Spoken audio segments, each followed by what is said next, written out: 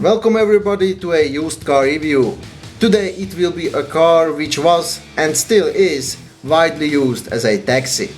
I mean, especially Germany has those typical light yellow taxi vehicles which are mainly Mercedes E-class models. And it doesn't matter if it's a W210, W211 or the W212. You can find all these models as taxi cars in basically all German cities. In fact, today you can with no problem try even the new W213 E-class in this country, because guess what? This car is also used as a taxi. So the Mercedes E-class taxi tradition continues. I will show you some real taxi cars which are for sale later, but now let's check out this E-class W212 more closely. So this Mercedes was made from 2009 to 2016. The interior build quality is most of the time great, so it's a better Mercedes interior. However, some of the owners complained about rattling or squeaking noises. Also, if the car is equipped with the panoramic sunroof, then that can also make some weird noises on bad roads. The quality of the paint job is great, and the rust protection is also on a very high level, so it's a lot better than in the predecessor. This is overall a very reliable car. However, mainly the before facelift models can have problems with the various electronic equipment, so don't forget to check it all before buying. There can be also more often problems with the automatic gearbox gear selector, ignition switch or the fuel pump. This Mercedes had some recalls for mainly fuel and oil leaks, so make sure that these things were fixed during the regular maintenance. There are three types of suspension. The standard suspension is mainly comfortable, so it's good enough for regular driving. Then there is the factory sport suspension, which is great mainly on good quality roads, and it's also quite stiff. The last suspension is the Airmatic adaptive air suspension. With this feature you can adjust the handling from comfort to dynamic mode, and you can even raise the car a little bit. The estate version is standardly equipped with the self-leveling air suspension on the rear axle. The air suspension can have problems with the compressor, leaks and height sensors, so check it properly before buying. The standard equipment included, for example, front and rear parking sensors, rain sensor, automatic climate control or even the heated front seats. However, the optional equipment is a never-ending story. It contained, for example, the incredibly comfortable electronically adjustable heated and ventilated front seats, panoramic sunroof, keyless entry, limitless leather color combinations, heated and electrically adjustable steering wheel, various safety assistance systems with adaptive cruise control, night vision, navigation system, Harman Kardon sound system and so on. The facelifted version of this E-class was made from 2013, and as you can see, the front of the car was completely updated, so even today it still looks like a brand new Mercedes. The price for this E-class starts at €4,700 for a 2010 estate version, which was used as a taxi, of course. And the price goes until €68,897 for an E500 T model, which is still not an AMG E-class. The AMG cars are a little bit more expensive than this, but let's go back to the normal E-class.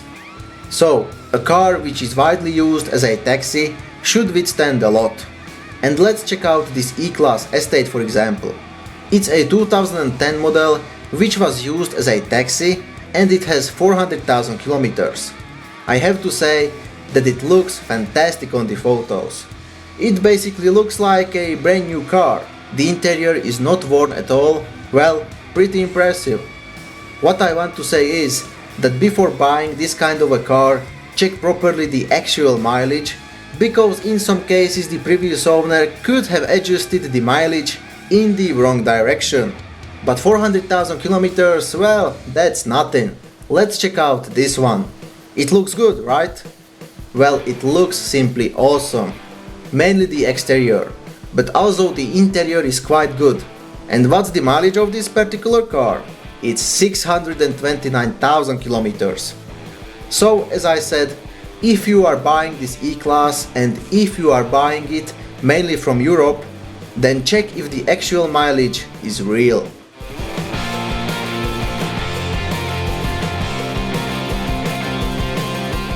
The petrol engines are reliable, so you can expect only regular issues. Only the 4-cylinder petrol engines can have more often worn timing chain than the 6 or 8 cylinders.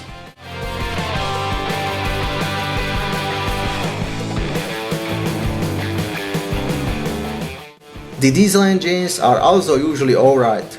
However, the 4-cylinder diesel engines can have more often problems with the injectors, which can sometimes fail even after 50,000 kilometers. Then these engines can also have more often worn timing chain than the 6 cylinders.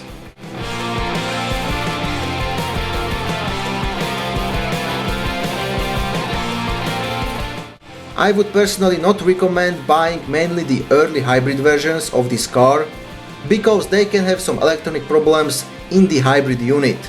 In this case, the conventional engine will not work either, which is not the best situation to be in.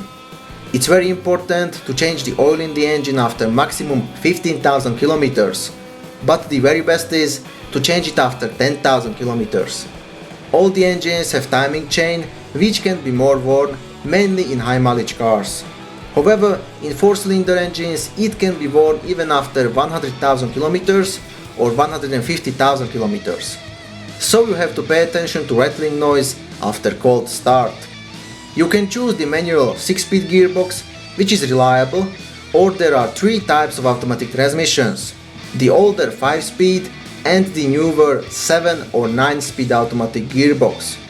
The reliability of all 3 automatic transmissions is quite similar, so it doesn't really matter which one you choose. The automatic gearbox can have electronic or mechanic problems, so don't forget to check it properly before buying.